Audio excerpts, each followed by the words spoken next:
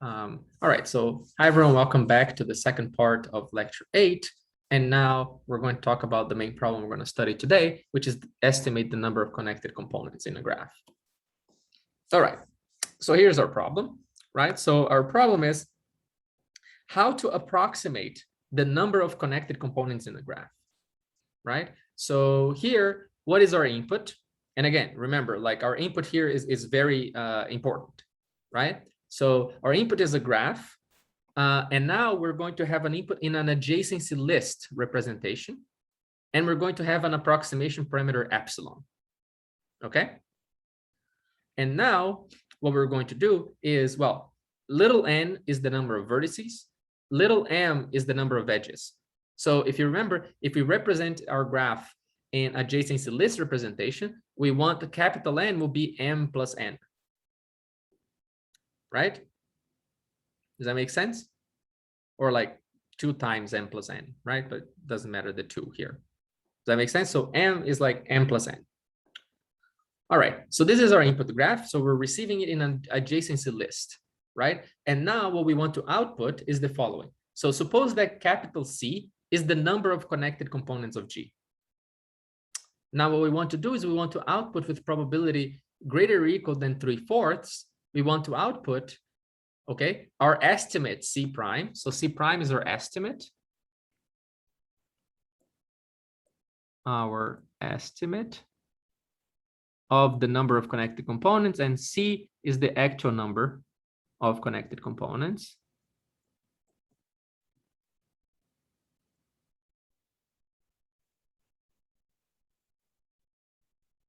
And so we want to output C prime such that C prime minus C, okay, is less than or equal than epsilon times n, right? So this epsilon was our like margin of error, right? Like our approximation parameter here. Does that make sense? So this is our precision parameter, we can say. Precision parameter. Does that make sense? All right, so is the input and output clear, what we need to do? Okay, very good. So then how can we even do this? Like, how can we count, like approximately count the number of connected components, right? Well, to be able to do this, right, like we do need a different characterization of the number. How can we compute this number C? So let's just think about it for a bit, right? So the idea here is the following, okay? So for any graph G, if you take any vertex V, what we're going to say is let NV, like little nv, is the number of vertices in the connected component of V. And then now let's say that C is the number of connected components of the graph. Then we have that C is equal to the sum over all vertices of this 1 over NV. Okay, so let's prove this lemma. All right, so let me just add a page so that we can see like this characterization, right? So I'll do an example and then we can also like, so let's think about this example. So suppose that we have 1 vertex and then this is 2 and then this is 3. So our graph is like this. We have 3 connected components, right? So now if you think about it, let's say this is, let's call this vertex A, B, C, D, E, F. Now, the number of connected components C here is equal to 3, okay? But now let's see. Now, NA is equal to what? Is equal to 1, right? Because it's 1 over 1, right? Because A is its own connected component, it has only 1 element. So NA will be equal to 1. Now, NB is equal to NC, which is equal to 1/2, right? Because the number of vertices in the connected component of B is 2. Does that make sense? And now ND is equal to NE is equal to NF, which is equal to 3, correct? Because look, the number of vertices in their connected component is 3. Oh, sorry, and this should be 1/3. Does that make sense? Now, if we add all those numbers, what do we get? We get 1 plus a half plus a half plus a third plus a third plus a third. Does that make sense? So, and then, well, this magically is equal to 3, right? But what is the, and this is already essentially the proof of the lemma, right? Because what is the proof of the lemma? Well, note that each connected component, all we're doing is we're assigning the weight as an average, as the average of the size of the connected component, right? So, and B and C, like if you just sum these guys, this is equal to 1. If you sum these guys, this is equal to 1, right? So for each connected component, like when you sum these numbers that we assign to them, you would get 1 for each connected component. Does that make sense? So that's the proof, right? So that's the proof of the lemma. So now we have these numbers and V for each vertex V, right? Okay, so now what is the idea? So let's just think about the most naive algorithm that we could do here, right? Like, so let's just sample a small number of vertices from G. Let's compute NV for these vertices, and let's just output this normalization. Does that make sense? So, okay, but now what is the problem with this algorithm? Linear time? Yeah, okay. Right? The problem is that just computing NV for a vertex may already take linear time if the graph is fully connected. Right? Because if my graph, like just think my graph being like one path. If I pick a vertex in the center, I need to like kind of, I'm gonna go through all the vertices. So all the vertices can be linear time, right? Because note that like, if you think about the path, right? Like,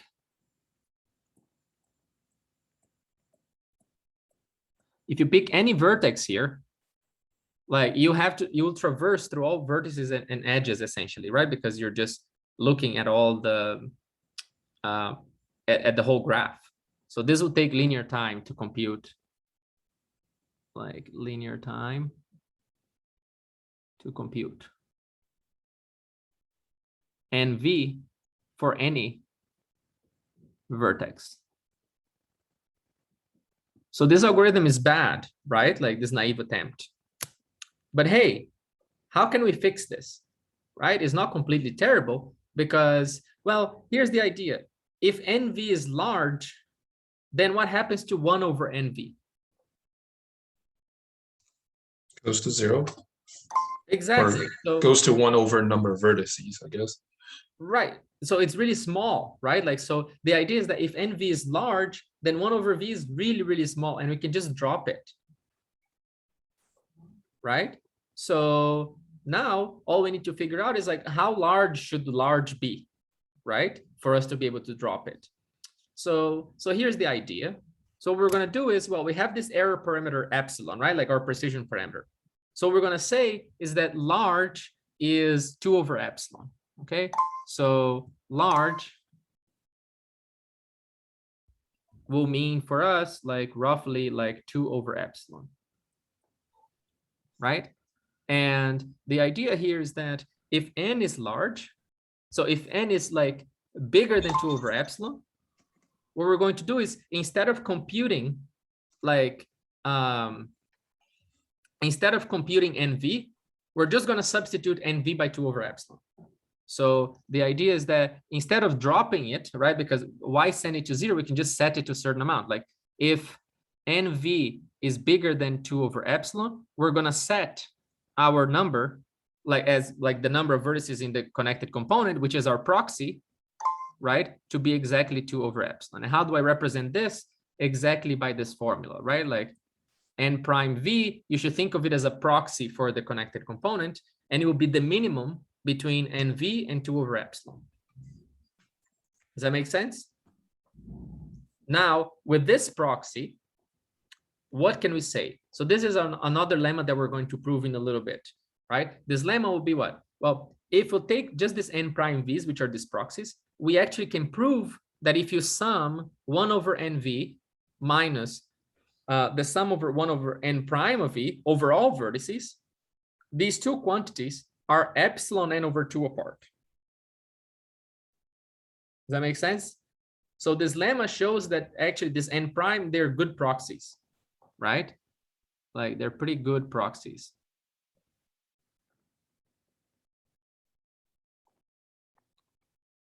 Does that make sense? Okay. And we're going to see why it's advantageous to do that, right? Because the idea is, how do we do this estimation of this n prime v? Well, now it's really simple. We're just going to sample a vertex v. And from vertex v, we can run a breadth first search starting at v. And we can do breadth first search because of what? Because we have the adjacency list representation. So once we go to a vertex v, we know who its neighbors are, right? So we start doing a BFS starting at v. But now, if we see 2 over epsilon edges, we stop the breadth first search and we say n prime of v is actually just 2 over epsilon. Does that make sense? So this will prevent us from the linear time, from the curse of linear time that we had before. Does that make sense? So this cutting off here, right? So the idea is that cutting off the BFS like avoids the linear time problem that we had, right? Does that make sense? Great. But now, what is the second thing that we have to notice? Well, these two sums, they are sums over all the vertices. We certainly cannot compute the sum over all the vertices of the proxies, right? Because otherwise we are running linear time again. Does that make sense? So somehow we have to do something like a little bit more, but it's okay. We're on the right path, right? At least we found a good proxy. All right. So, all right. So then let's just prove this lemma, right? Like right now, so just so that we know we're on the right track. So how do we prove this? Well, we can just divide, right? Like we can just divide the sum. So let's say that V is going to be divided into like the set H union the set L. And these are the guys that have large, or maybe let's say L and S, right? Like L union S. These are the vertices that are in large connected components. And these are, by large, I mean like bigger than 2 over epsilon, right? And S is going to be the guys that are in small connected components.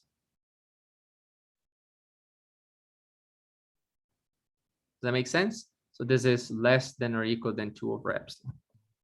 Yeah? Yeah. Now what happens? Well, we can just split our sum into two sums, right? So the sum will be the sum here of V in V of 1 over NV minus 1 over NV prime, which is this, like the difference here, we can express it like this, right?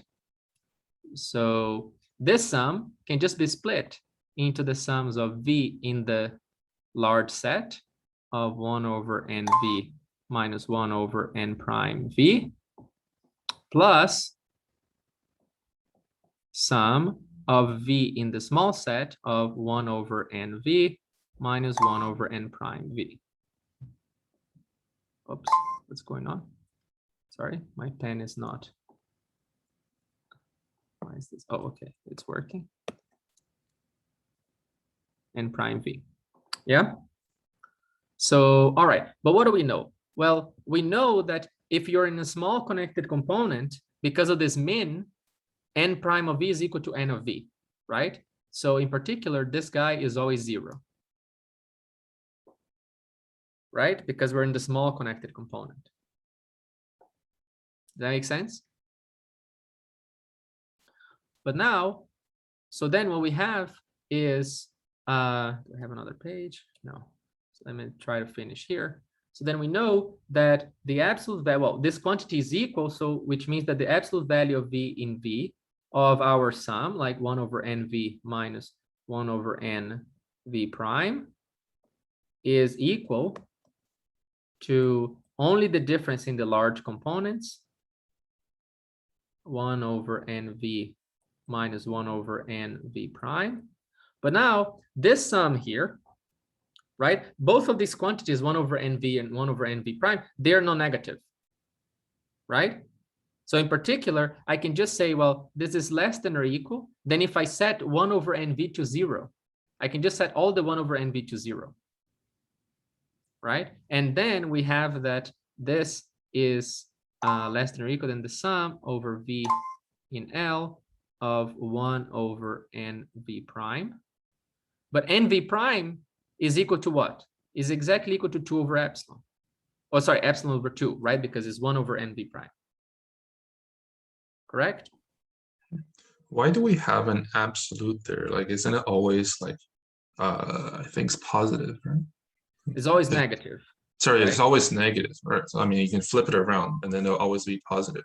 Yeah, it's okay, right? It Okay. doesn't hurt. So Okay, I guess. might as well write it that way. So so then this is less than or equal than 1 over n prime v. But remember, n prime v is always 2 over epsilon here. So this is exactly epsilon over 2 times the size of the large component, like times of the size of the set L, but L is less than or equal to n, right? So this is epsilon n over 2. Does that make sense? So, all right. So then, all right. So this proves the lemma, right?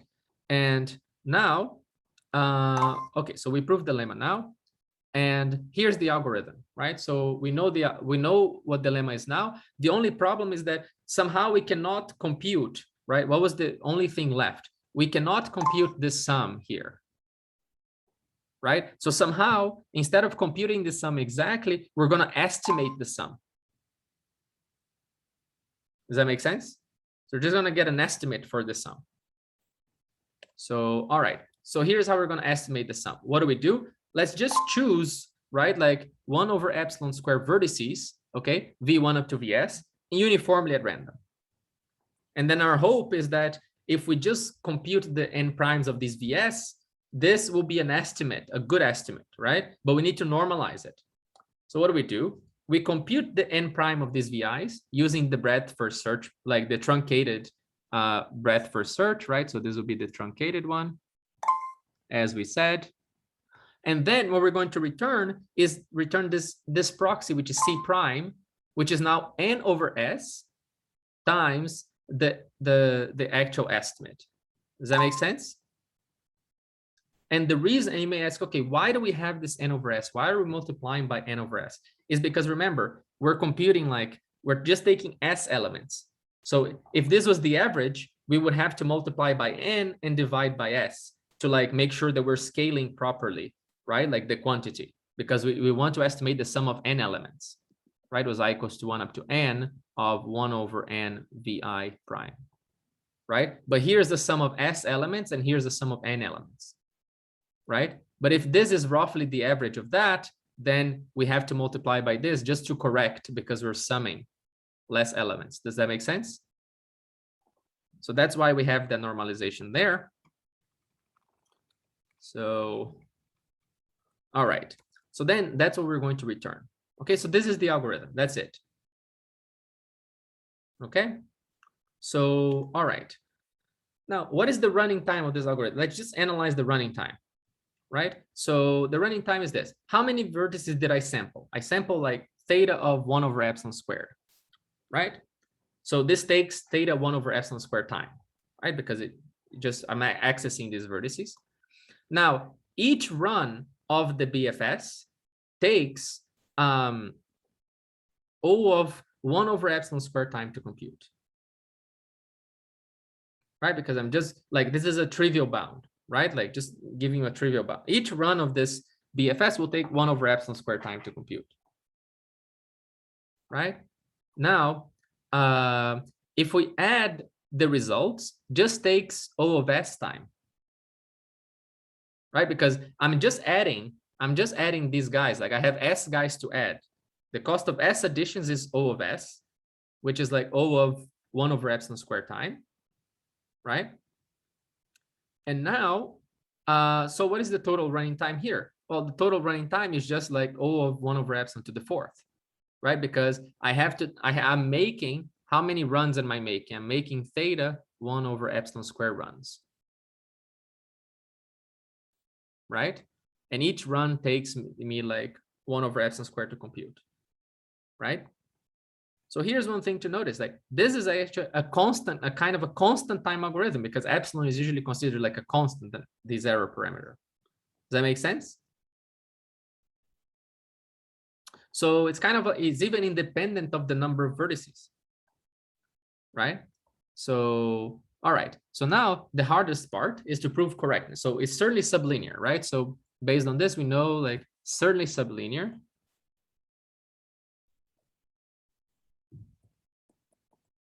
Because in particular, it doesn't depend on n, right? Now we just need to show it's correct, right? Which is the harder part here. So to prove correctness, what we need to show is what? With probability greater or equal than 3/4. Remember, this is our C prime. This is C. And the guarantee is that we have to prove that this difference, the absolute value of this difference, is less than or equal than epsilon n. Does that make sense? All right. Now, what do we know? Right? Like, well, let's just massage this first, right? Like, so if we divide by n over s on both sides, all we're saying is that, okay, if we divide, we have that the estimate, like this is our estimate, like now just the pure estimate, right, that we had, minus the normalized version of the total answer is less than or equal to epsilon times s, right? Because we just divided by n over s. Okay, so there's nothing deep going on here. All right, now by our previous lemma and by triangle inequality is enough to prove the following like inequality, that now instead of having nv here, we can replace this by the n prime v. So note the difference to prove that this difference is less than or equal than epsilon s over 2, right? And why is that? Because remember, this guy, this estimate here is very close to this estimate, right? That's what we proved before. So if I prove that our current estimate is actually a good average for the truncated version, like the complete truncated version, we're good, right? So let's just see how to use the lemma and prove this triangle inequality, right? So what do we have? Well, what we want is to prove what? We have sum over v, well, let's say like I equals to 1 up to s of 1 over n vi prime minus s over n, like, so let me just do a shorthand here just to not write vi. Let's just write ni, right? Like, so we have ni, and then we have I equals to 1 up to n of 1 over ni. But now we know by the triangle inequality, we can write this as, so this is less than or equal than, by the triangle inequality, 1 over ni prime, I equals to 1 up to s, minus s over n times sum of I equals to 1 up to n of 1 over ni prime. And now I'm going to add this plus the sum of s over n times sum of I equals to 1 up to n of 1 over ni prime minus s over n sum I equals to 1 up to n of 1 over ni, right? This is just by the triangle inequality, because if you sum this first part and the second part together, exactly the third. Does that make sense?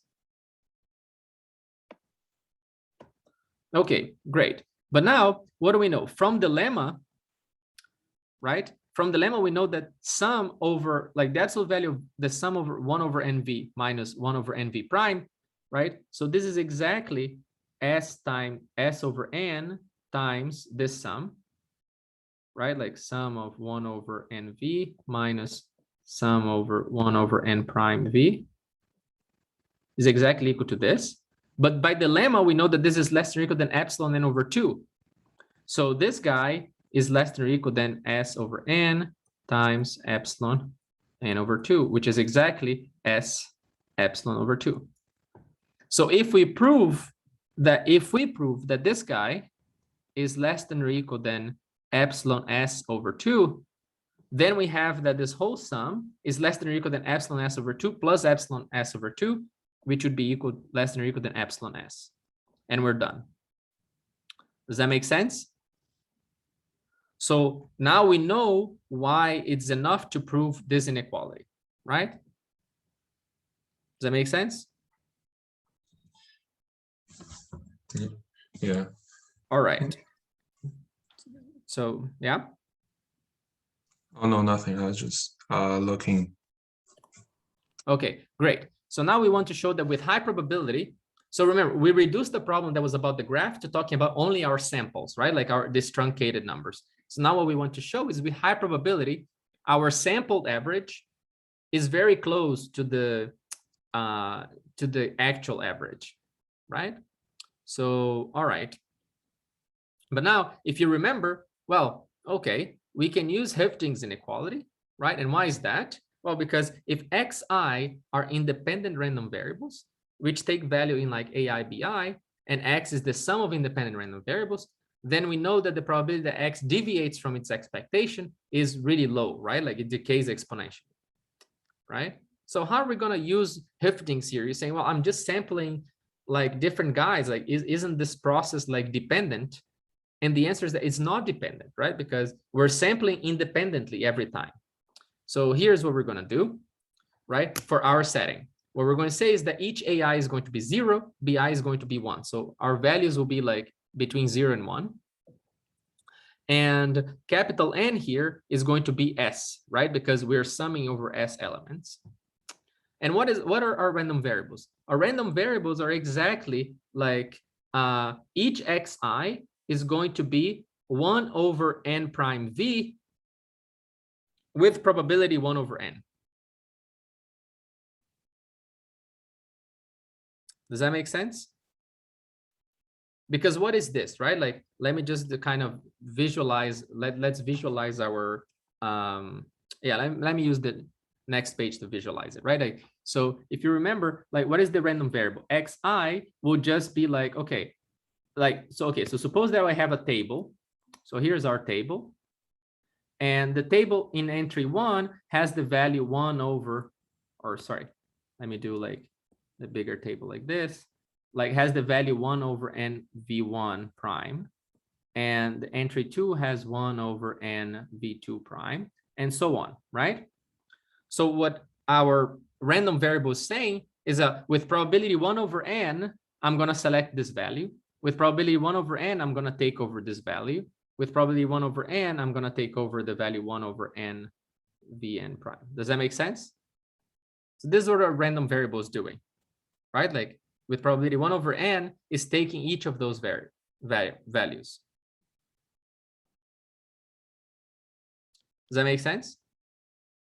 Now, each of those values, right? This is a random process, right? And this random process is exactly equivalent to the random process that we're doing, that like I pick a vertex and then I estimate its n prime v, right? So it's exactly captured by this random variable xi. Does that make sense? S over here is 1 over epsilon, right? Right, S is 1 over epsilon squared. But like, how do you make sure that you only pick up 1 over epsilon 1 by n? Like, sorry.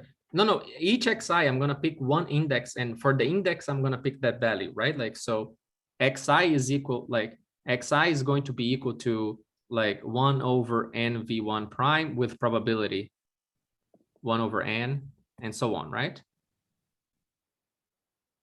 oh, okay. It just has these values, right? And the values we know we can compute. We already ran the algorithm. We know how to compute those values, right? Now what we're doing is we're abstracting away the algorithm, because now all we have is that every time that I sample a vertex and compute this, I can just say, well, it's exactly this random variable, right? But does this like Hofding's inequality does not work with this kind of thing?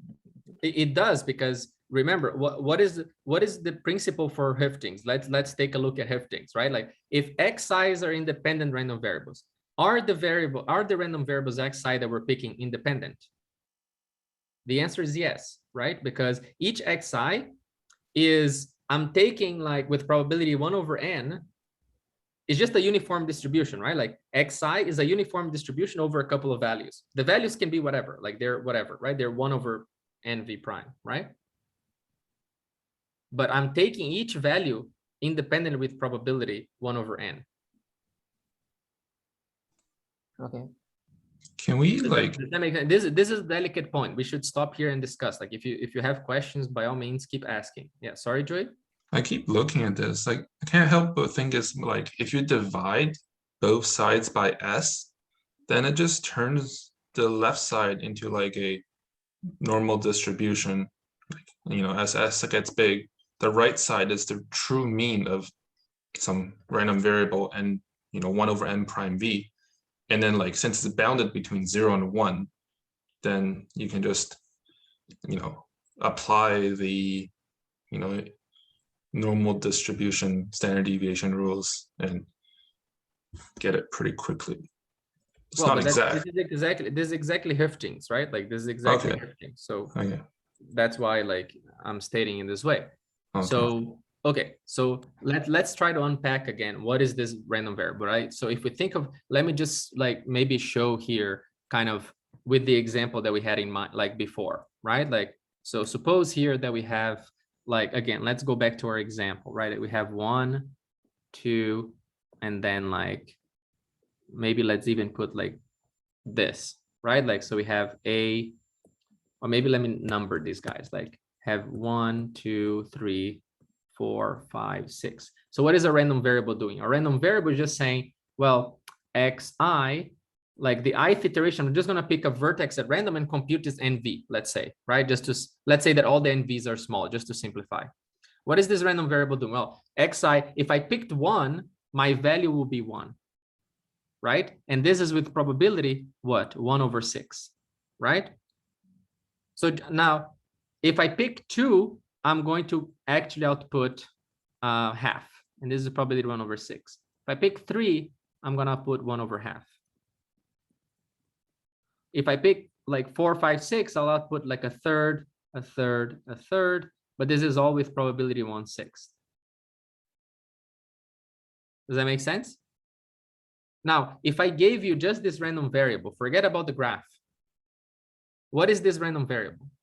This random variable is just a uniform distribution over like these guys, right? If I consider the halves like differently, right? But in other words, like we don't need to, but does that make sense?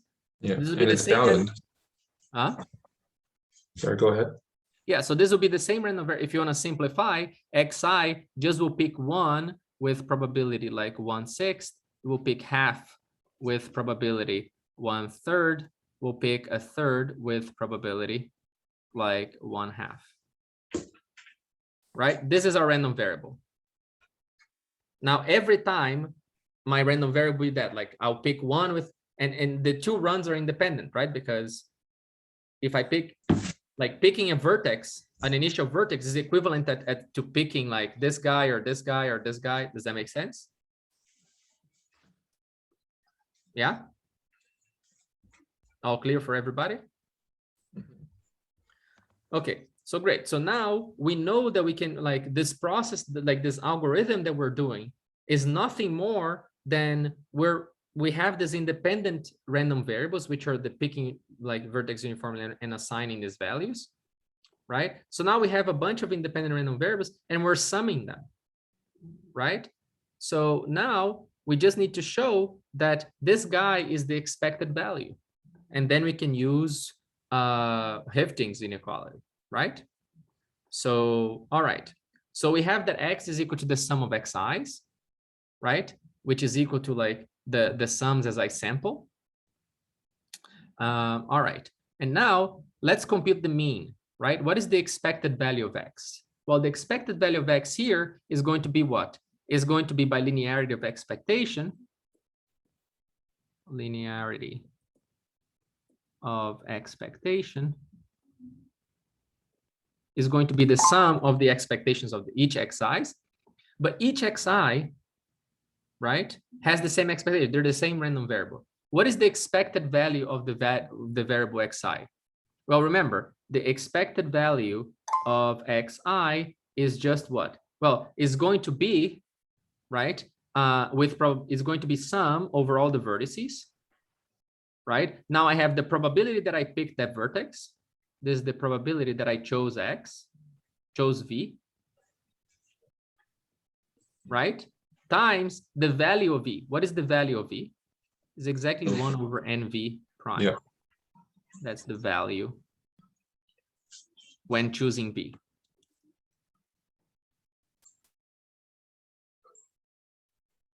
Does that make sense? Yeah. But now what is this? This is exactly 1 over n times that sum, like v in v of 1 over n v prime. Right? But I have this sum, this expectation. I'm computing it. I have s versions, s times this computation. So I have s times the expectation, right? So this is the expectation of xi, which we just computed. So we have exactly s over n times the sum, the desired sum. So that sum is the expectation of this random process. Does it make sense? So now we have, okay, what is the probability, right? So if we apply the Höfting with the parameters from the previous slide, and we actually use L to be exactly the distance, like ES over 2, what do we have, right? Like these xi's are independent random variables taking values in 0, 1, and we have our sum. We know that the probability that x minus the expectation is bigger than or equal than epsilon times s over 2 is less than or equal than 2 times e to the minus epsilon squared over s over 2. Okay, so if you just do the computation with these parameters, that's what we get, right? And now all we need to make sure is that this is less than or equal than 1/4, right? But remember, I still have to pick what s is. All I know is that s is theta of 1 over epsilon squared. Now we can just choose the constant, right? So since we know that s is theta over, like theta of 1 over epsilon squared, just choose s to be 8 times 1 over epsilon squared, and then we get that this is less than or equal than 1/4. Does that make sense?